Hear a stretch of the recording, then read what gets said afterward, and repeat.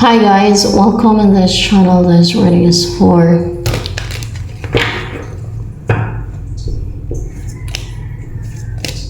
collective.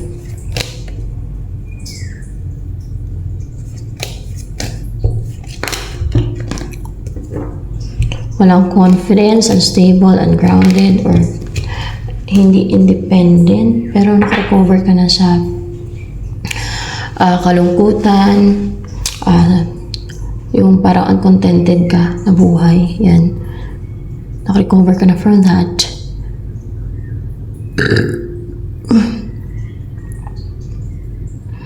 At hindi ka na nag-aantay. Pwede din wala nang delay, or hindi ka na nag-aantay.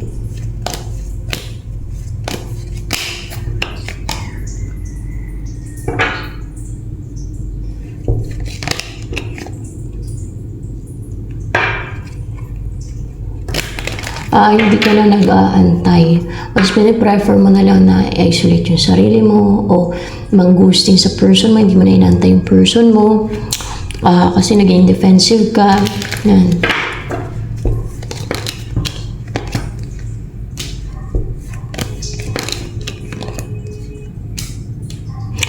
Pagdating naman sa yung magkaroon ng stability sa inyong dalawa ng person mo, guarded ka, nagtatas ka ng wall. Parang na-intimidate ka ba? So, ganun. Ayaw mag-build kayo, ayaw makipag-collaborate sa kanya, ganyan ka. Dahil naging defensive ka. Ayaw mo kasi masaktan, ayaw mo heartbroken. So, makarecover from heartbreak.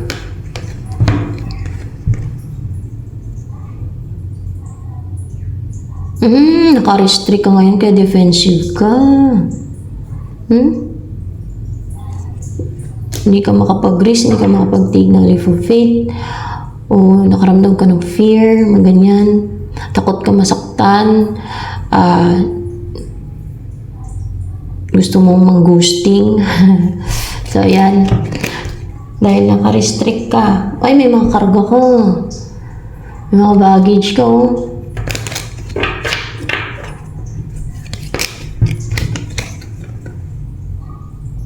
Kinakaramdam ka ng kaba or nervous, kinakabahan ka, hindi ka willing na mag-invest, manipulated ka na parang victim ka ba? Sino sa inyo yung ganyan? Ginawan kayo ng ritual para hindi kayo ma-unite na dalawa ng person mo, para hindi magkaroon ng union or divine union sa inyo. Ginawan kayo ng mga deceit para ma-restrict mo yung sarili mo, maging defensive ka, ganyan. Ganun ang ginawa.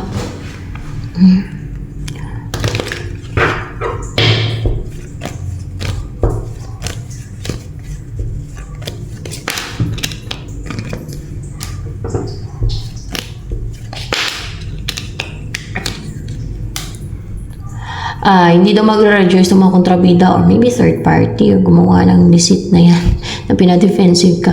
Kasi magiging magaan ang loob mo, magiging harmonious ang connection nyo, there's balance, there's harmony, magiging malapit ang loob ninyo ng person mo sa isa't isa. Daming deceit dito sa mundo, guys, grabe. Pero lahat yan, lahat ng deceit na lang na counted yan, ginagawa nilang deceit. Sinasabi ko sa inyo, at matindi pa naman ang parusa ng Diyos sa mga ganyan. Mga gumagawa ng mga witchcraft, black magic. Diba? Tatapon niya talaga sa lake of fire na may sulfur ang mga ganyan ang gawain.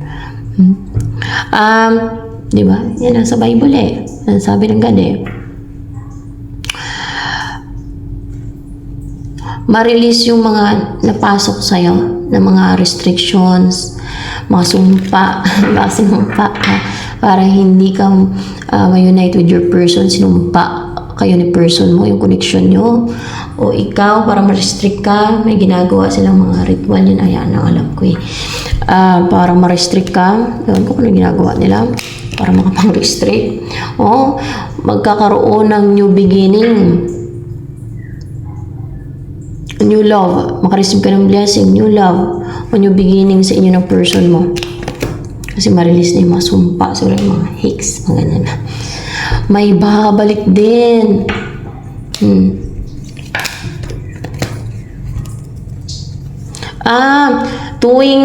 Tuwing may gagawin na ano sa'yo, o mga ritual, witchcraft, manipulation, hindi yan magtatagumpay. Babalik lang yan sa mga gumagawa. Yun ang mangyayari daw.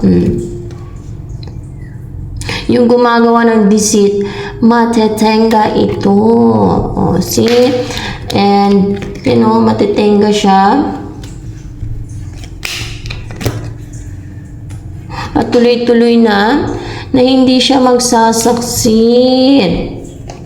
See, sa mga ginagawa niya, mahirapan siya, magkasakit siya.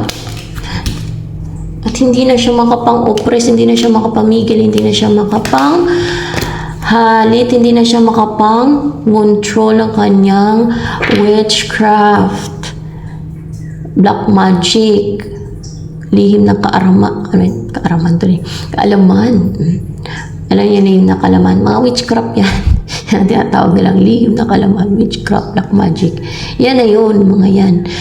Hindi mag-grant ang kanyang wishes, mga intention niya, mga hinihiling niya, yan, mga manifestasyon niya. Mahinto na, yung mga ginagawa niya, mga deceit, yung mga ritual niya, hindi nagagana yan, hindi natatalab. So that's good news for you and for your person. Dahil, bakit nga ba? Napos na ng ganang kasamaan yan, malamang. Dahil nagtagumpay at nagsaksid,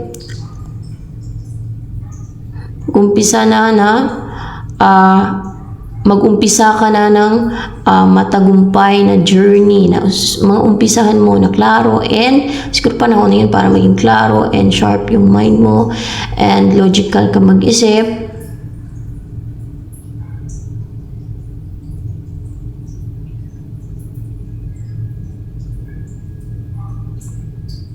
Or may nag-umpisa magtagumpay. Basta may nag-umpisang magtagumpay, no? Na mawala na yung mga blocks na yan, no? Mawala na yung mga blocks na yan. Yan. Umaring ikaw na nagtagumpay ka na mawala na yung mga balakid, na hindi ka na mahadlangan, yung mga balakid, ganon. Yan. So, yan.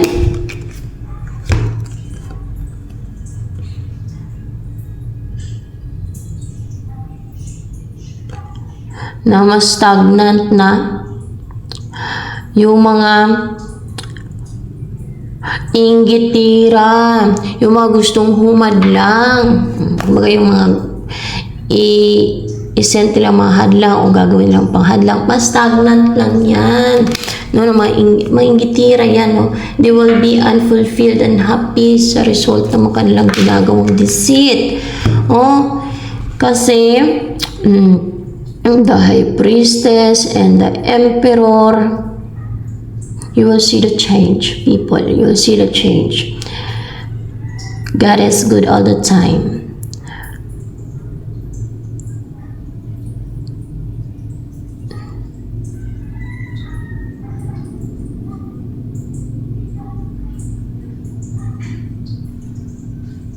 Kaya pinadala ng God ang Holy Spirit dito sa mundo para may mga gagawing mission ang Holy Spirit dito sa mundo. Di ba nasa Bible yan?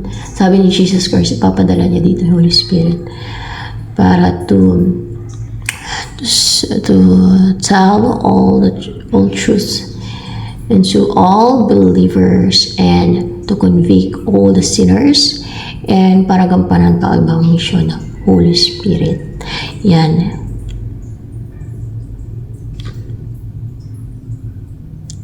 So, yan. Para hindi manaig ang kasamaan dito sa mundong to. So, yan. The Emperor, guys. And the High Priestess.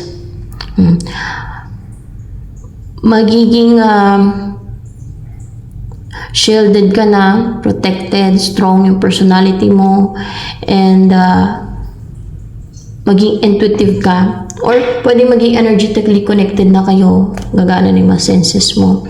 Kung may mga nag-block ng senses mo ba, no?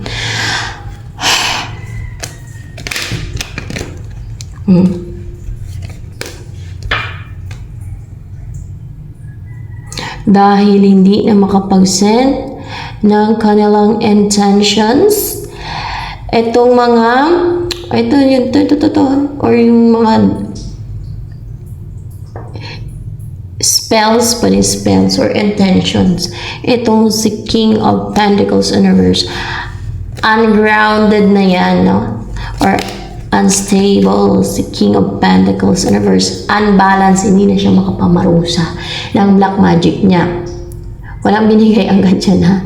Sa mga magkukulang magbabarang, mga witches, wizards, warlocks na authority, or kahit paintulot, hindi binigyan ng God yan. Instead, pinapapatay sila ng God.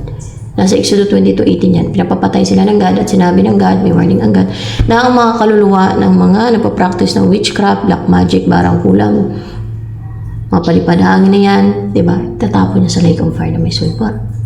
O, tapos sige sila kagawa ng gawa niyan, hindi man lang nagsisibago, diba? Kahit magbago, hindi nila magawa, kaya mangontrol sila sa iba. Now, manghalit, mamperwisyo, mainggit, manghalit, mangulam. O, paano hindi tapon niya sa impyerno ng ganyan?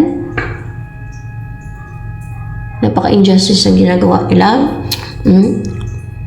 Magiging magiging action-oriented, driven to take action. Ikaw na ang driver ng buhay mo. You will be the driver of your own life. No one will control your mind, your life. Ng kanilang mga intentions, ng kanilang mga ill intentions. So praise God, no? At pinadala niya dito ang Holy Spirit para matapos na yung mga galing disit. So yan, ito na lamang for collective